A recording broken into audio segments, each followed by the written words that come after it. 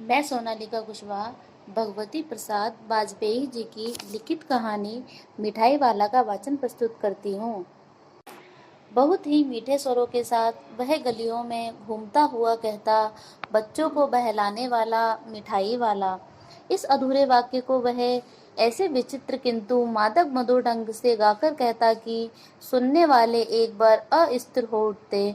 उसके स्नेहाभिषिक्त कंठ से फूटा हुआ गान सुनकर निकट के मकानों में हलचल मच जाती। छोटे छोटे बच्चों को अपनी गोद में लिए युवतियां चिकों को उठाकर छज्जों पर नीचे झांकने लगतीं। गलियों और उनके अंतर्व्यापी छोटे छोटे उद्यानों में खेलते और इठलाते हुए बच्चों का झुंड उसे घेर लेता और तब वह खिलौने वाला वहीं बैठकर खिलौने की पेटी खोल देता। बच्चे खिलौने देखकर पुलकित हो उठते। वे पैसे लाकर खिलौनों का मोलभाव करने लगते। पूछते, इसका दाम क्या है और इसका और इसका। खिलौने वाला बच्चों को देखता और उनकी नन्ही नन्ही अंगुलियों से पैसे ले लेता और बच्चों की इच्छा अनुसार उन्हें खिलौने दे देता।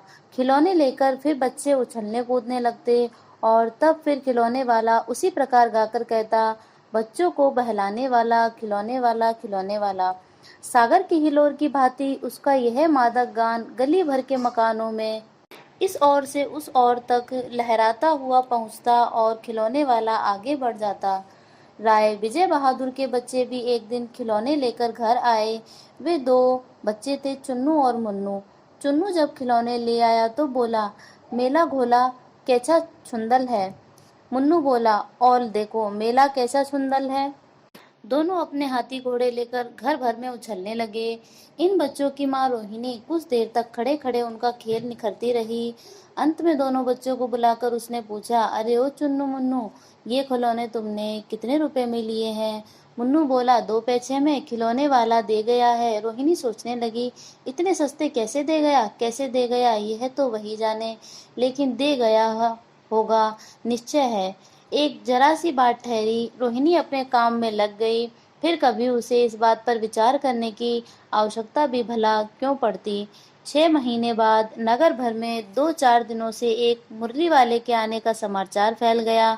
लोग कहने लगे, भाई वाह, मुरली बजाने में एक ही उस्ताद है। मुरली बजाकर गाना सुनाकर वह मुरली बेचता भी है, सो भी 2-2 पैसे में। भला इसमें उसे क्या मिलता होगा, मेहनत भी ना आती होगी। एक व्यक्ति ने पूछ लिया, कैसा है वह मुरली वाला। मैंने तो उसे देखा नहीं। उत्तर मिला, उम्र तो उसकी अभी अधिक न होगी, यही 30-32 का होगा। दुबला पतला गोरा युवक है, बीकानेरी रंगीन साफा बांधता है। वही तो नहीं जो पहले खिलौने बेचा करता था। क्या वह पहले खिलौने भी बेचा करता था? हाँ, जो आकार प्रकार तुमने बतलाया है उसी प्रकार का वह भी था। तो वही होगा, पर भई है वह एक उस्ताद। प्रतिदिन इसी प्रकार उस मुरली वाले की चर्चा होती। प्रतिदिन नगर की प्रत्येक गली में उसका मादक मृदु स्वर सुनाई पड़ता, बच्चों को बहलाने वाला मुरलिया वाला मुरलिया वाला। रोहिणी ने भी मुरली वाले का यह स्वर सुना। तुरंत ही उसे खिलौने वाले का स्मरण हो आया। उसने मन ही मन कहा, खिलौने वाला भी इसी तरह गा गा कर खिलौने बेचा करता था। रोहिणी उठकर अपने पति विजय बाबू के पास गई। जरा उस मुरली वाले को बुलाओ तो चुन्नू मुन्नू के लिए ले लूं। क्या पता यह फिर इधर कब आएगा कब ना आएगा। बे भी जान पड़ता है पार्क में खेलने निकल गए हैं। विजय बाबू एक समाचार पत्र पढ़ रहे थे। उसी तरह उसे लिए हुए वे दरवाजे पर आकर मुरली वाले से बोले, क्यों भाई, किस तरह देते हो मुरली। किसी की टोपी गली में गिर पड़ी, किसी का जूता पार्क में ही छूट गया और किसी की सौतनी पजामा की ढीली होकर लटक आई है। इस तरह दौड़ते हाँफते हुए बच्चों का झुंड आ पहुंचा। एक स्वर से सब बोल उठे, अम भी लेंदे मुरली और अम भी लेंदे मुरली। मुरली वाला हर्ष गदगद हो उठा, बोला, सबको देंगे भैया, लेकिन जरा रुको, ठहरो, एक एक को देने दो। अभी इतनी जल्दी हम कहीं लौटे नहीं जा रहे हैं, बेचने तो आए ही हैं। और है भी उस समय मेरे पास 1-2 नहीं, पूरी 57। हाँ बाबूजी, क्या पूछा है आपने, कितने में दी? दी तो वैसे 3-3 पैसे के हिसाब से है, पर आपको 2-2 पैसे में ही दे दूंगा। विजय बाबू भीतर बाहर दोनों रूपों में मुस्कुरा दिए। मन ही मन कहने लगे, कैसा है, देता तो सबको इसी भाव से है, पर मुझ पर उल्टा एहसान लाद रहा है। फिर बोले, तुम लोगों की झूठ बोलने की आदत होती है, देते होंगे सभी को दो दो पैसे में, पर एहसान का बोझा मेरे ही ऊपर लाद रहे हो। मुरली वाला एकदम अप्रभित हो उठा, बोला, आपको क्या पता बाबूजी, इनकी असली लागत क्या है। यह तो ग्राहकों का दस्तूर होता है कि दुकानदार चाहे हानि उठाकर चीज क्यों ना बेचे, पर ग्राहक यही समझते हैं दुकानदार मुझे लूट रहा है। आप भला काहे को विश्वास करेंगे, लेकिन सच पूछिए तो बाबूजी, असली दाम 2 ही पैसा है। आप कहीं से 2 पैसे में ये मुरली नहीं पा सकते। मैंने तो पूरी 1,000 बनवाई थी, तब मुझे इस भाव पड़ी है। विजय बाबू बोले, अच्छा मुझे ज्यादा वक्त नहीं है, जल्दी से 2 ठो निकाल दो। 2 मुरलियां लेकर विजय बाबू फिर मकान के भीतर पहुंच गए। मुरली वाला देर तक उन बच्चों के झुंड में मुरलियां बेचता रहा। उसके पास कई रंग की मुरलियां थीं। बच्चे जो रंग पसंद करते, मुरली वाला उसी रंग की मुरली निकाल देता। यह बड़ी अच्छी मुरली है, तुम यही ले लो बाबू। राजा बाबू, तुम्हारे लायक तो बस यह है। हाँ भैये, तुमको वही देंगे, ये लो। तुमको वैसी न चाहिए यह नारंगी रंग की? अच्छा वही लो। ले आए पैसे। अच्छा ये लो, तुम्हारे लिए मैंने पहले ही निकाल रखी थी। तुमको पैसे नहीं मिले? तुमने अम्मा से ठीक तरह मांगे ना होंगे।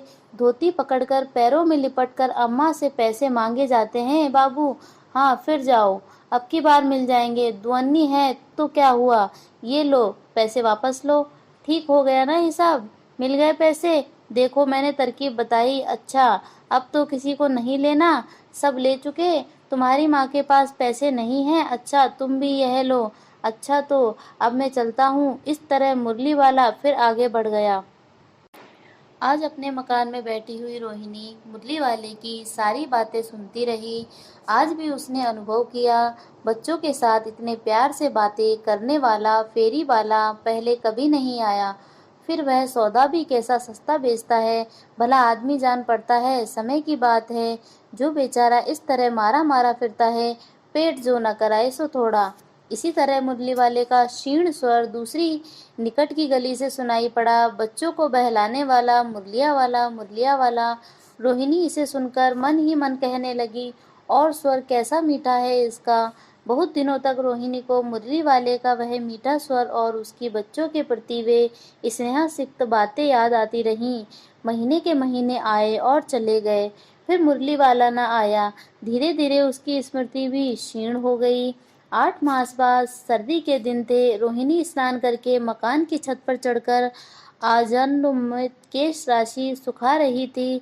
इस समय नीचे की गली में सुनाई पड़ा, बच्चों को बहलाने वाला, मिठाई वाला, मिठाई वाला। मिठाई वाले का स्वर उसके लिए परिचित था। झट से रोहिणी नीचे उतर आई। उस समय उसके पति मकान में नहीं थे। हाँ, उनकी वृद्धा दादी थी। रोहिणी उनके निकट आकर बोली, दादी, चुन्नू मुन्नू के लिए मिठाई लेनी है, जरा कमरे में चलकर ठहराओ। मैं उधर कैसे आऊं? कोई आता न हो, जरा हटकर, मैं भी चिक की ओट में बैठी रहूंगी। दादी उठकर कमरे में आकर बोली, ए मिठाई वाले, इधर आना। मिठाई वाला निकट आ गया, बोला, कितनी मिठाई दूं माँ? ये नए तरह की मिठाइयाँ हैं, रंग बिरंगी, कुछ कुछ खट्टी, कुछ कुछ मीठी, जायकेदार, बड़ी देर तक मुंह में टिकती हैं, जल्दी नहीं घुलती। बच्चे बड़े चाव से चूसते हैं। इन गुणों के सिवा ये खांसी भी दूर करती हैं। कितनी दूं? चपटी गोल पहलदार गोलियां हैं, पैसे की 16 देता हूँ। दादी बोली, 16 तो बहुत कम होती है, भला 25 तो देते। मिठाई वाला, नहीं दादी, अधिक नहीं दे सकता, इतना भी देता हूँ। यह अब मैं तुम्हें क्या खैर में अधिक न दे सकूंगा। रोहिणी दादी के पास ही थी, बोली, दादी फिर भी काफी सस्ता दे रहा है, 4 पैसे की ले लो, यह पैसे रहे। मिठाई वाला मिठाइयाँ गिनने लगा, तो 4 की दे दो। अच्छा 25 नहीं, सही 20 ही दो। अरे हाँ, मैं बूढ़ी हुई, मोल भाव अब मुझे ज्यादा करना आता भी नहीं। कहते हुए दादी के पोपले मुंह से जरा सी मुस्कुराहट फूट निकली। रोहिणी ने दादी से कहा, दादी इससे पूछो, तुम इस शहर में और कभी भी आए थे या पहली बार आए हो? यहाँ के निवासी तो तुम हो नहीं। दादी ने इस कथन को दोहराने की चेष्टा की थी। मिठाई वाले ने उत्तर दिया, पहली बार नहीं, और भी कई बार आ चुका हूँ। रोहिणी चिक्की आड़ ही से बोली, पहले यही मिठाई बेचते हुए आए थे या कोई और चीज लेकर? मिठाई वाला हर्ष, संशय और विस्मयादि भाव में डूबकर बोला, इससे पहले मुरलिया लेकर आया था और उससे भी पहले खिलौने लेकर आया था। रोहिणी का अनुमान ठीक निकला। अब तो वह उससे और भी कुछ बातें पूछने के लिए अस्थिर हो उठी। वह बोली, इन व्यवसायों में भला तुम्हें क्या मिलता होगा? वह बोला, मिलता भला क्या है, यही खाने भर को मिल जाता है, कभी नहीं भी मिलता, पर हाँ, संतोष, धीरज और कभी कभी असीम सुख जरूर मिलता है, और यही है मैं चाहता भी हूँ। सो कैसे, वह भी बताओ। अब व्यर्थ उन बातों की चर्चा करूं, उन्हें आप जाने ही दो। उन बातों को सुनकर आपको दुख ही होगा। जब इतना बताया है तब और भी बता दो।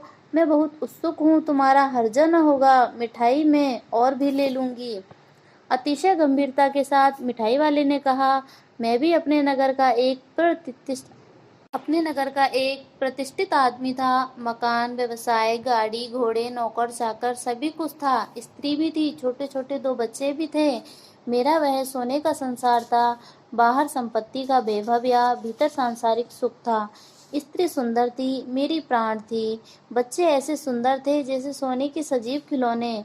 उनकी अटखेलियों के मारे घर में कोलाहल मचा रहता था। समय की गति, विधाता की लीला, अब कोई नहीं है।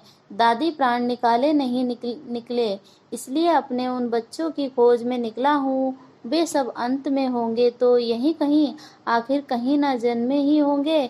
उस तरह रहता, घुल घुल कर मरता, इस तरह सुख संतोष के साथ मरूंगा। इस तरह के जीवन में कभी कभी अपने उन बच्चों की एक झलक सी मिल जाती है। ऐसा जान पड़ता है जैसे वे इन्हीं में उछल कूद कर खेल रहे हैं। पैसों की कमी थोड़े ही है, आपकी दया से पैसे तो काफी हैं, जो नहीं है इस तरह उसी को पा जाता हूँ। रोहिणी ने अब मिठाई वाले की ओर देखा, उसकी आंखें आंसुओं से तर हैं। इसी समय चुन्नू मुन्नू आ गए। रोहिणी से लिपटकर उसका आंचल पकड़कर बोले, अम्मा मिठाई मुझसे लो। यह कहकर तत्काल कागज की 2 पुड़ियां मिठाइयों से भरी मिठाई वाले ने चुन्नू मुन्नू को दे दी। रोहिणी ने भीतर से पैसे फेंक दिए। मिठाई वाले ने पेटी उठाई, कहा, अब इस बार ये पैसे न लूंगा। दादी बोली, अरे अरे, ना ना, अपने पैसे लिए जा भाई। तब तक आगे फिर सुनाई पड़ा उसी प्रकार मादक मृदु स्वर में, बच्चों को बहलाने वाला मिठाई वाला, मिठाई वाला।